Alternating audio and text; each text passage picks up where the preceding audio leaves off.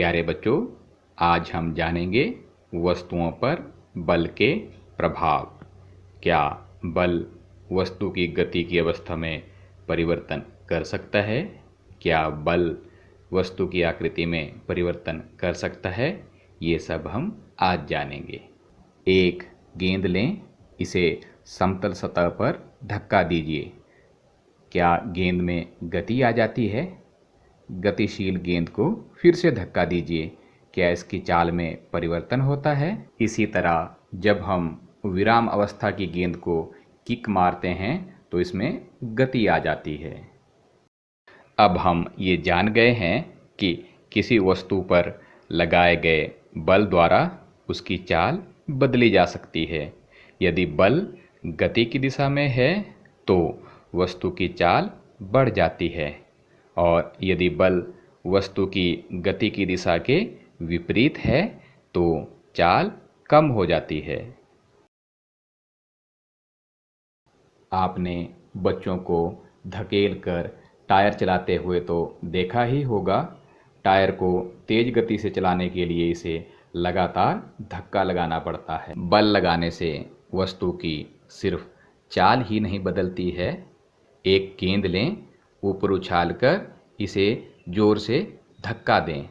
आप देखेंगे चाल के साथ साथ इसकी दिशा भी बदल गई है। किसी सतह से टकराकर गेंद अपनी चाल और गति दोनों बदल लेती है।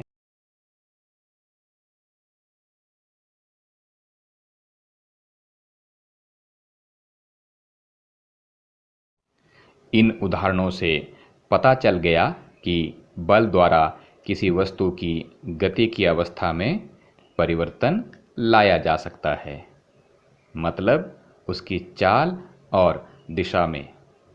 विराम अवस्था में वस्तु की चाल शून्य होती है।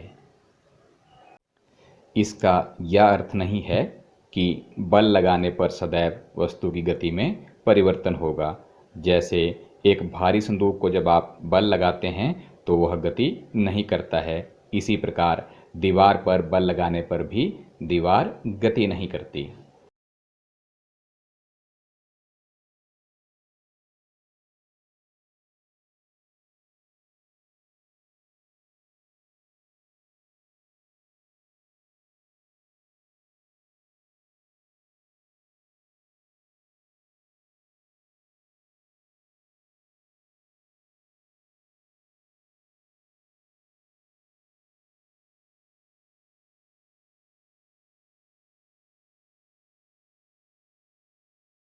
बल लगाने से किसी वस्तु को विराम अवस्था से गति में लाया जा सकता है।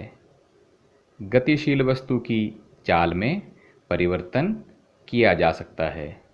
गतिशील वस्तु की दिशा में परिवर्तन कर सकते हैं। वस्तु की आकृति में परिवर्तन लाया जा सकता है।